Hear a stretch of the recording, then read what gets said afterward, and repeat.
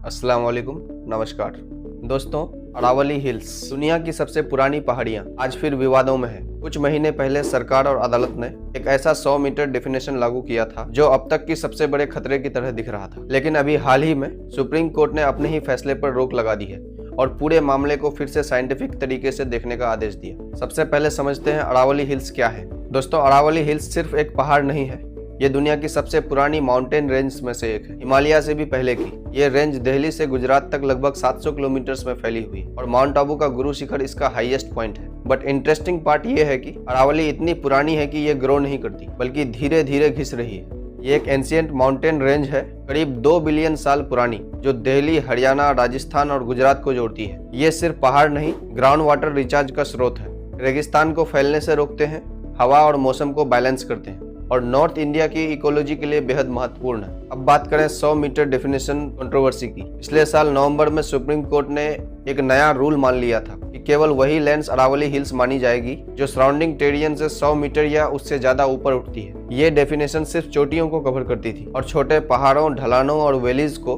अरावली की सुरक्षा से बाहर कर देती थी।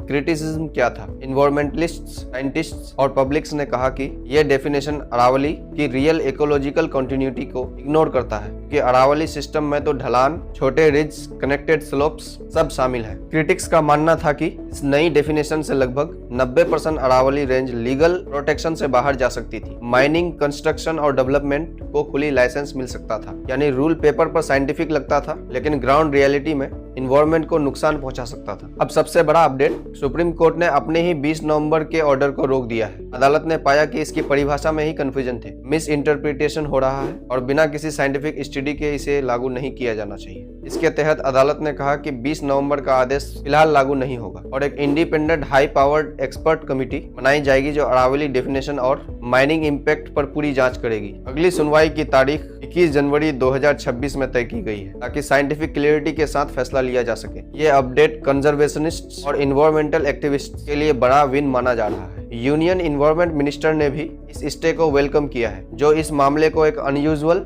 बाईपार्टीसन रिस्पॉन्स दिखाता है। लड़ाई सिर्फ नियमों तक ही सिमटी नहीं है। रिसेंट क्रैकडाउन के दौरान राजस्थान के कई डिस्ट्रिक्ट्स में इलीगल माइनिंग इक्विपमेंट सीज किए गए और पेनल्टीज रिकवर की गई है, जो बताते हैं कि लॉ इन्फोर्समेंट भी अब मजबूत हो रहे हैं। लेकिन एक्सपर्ट्स कहते हैं कि ये स्टिल वन टाइम एक्टिविटी नहीं होना चाहिए। वैज्ञानिक प्लान और सस्टेनेबल पॉलिसी की जरूरत है ताकि माइनिंग से कभी इकोलॉजी को नुकसान न पहुंचे। याद रखिए, अरावली सिर्फ पहाड़ नहीं है, यह नॉर्थ इंडिया की ground water recharge, dust storm barriers, climate modulation का बैकबोन है। अगर ये तेजी से डिग्रेड होते हैं तो एयर क्वालिटी और वाटर शॉर्टेज जैसी समस्याएं और ज्यादा बढ़ेंगी, स्पेशली एनसीआर और सराउंडिंग रीजन्स में। अब सवाल, क्या 100 मीटर रूल पूरी तरह गलत था? इस रूल को डिजाइन करने का मोटिवेशन था कि एक यूनियन डेफिनेशन अक्रॉस स्टेट्स मिले, लेकिन इन्वायरमेंट कंटिन्यूटी, स्लोप कनेक्शन और इकोलॉजिकल नेटवर्क्स को इग्नोर करना एक साइंटिफिक फ्लो थी। तो समाधान सिंपल है, तो अरावली को सिर्फ हाइट से जज ना करें, स्लोप, कनेक्टेड रिज और इकोसिस्टम फंक्शन को शामिल करें। हाई पावर्ड साइंटिफिक पैनल का रिपोर्ट्स पब्लिक हो,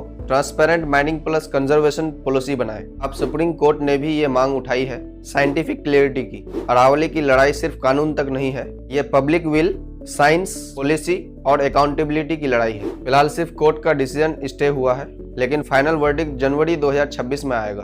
अगर आप चाहते हैं कि अरावली हिल्स सिर्फ पेपर पर ही नहीं बचे बल्कि जमीन पर भी सुरक्षित रहे, तो एजुकेट करें और लोगों को अवेयर करें। इस वीडियो को लाइक करें, शेयर करें और कमेंट में लिखें, what should India do next to protect Aravalli. मैं अगला वीडियो इस डिस्कशन के बेसिस पर बनाऊंगा। जय हिंद।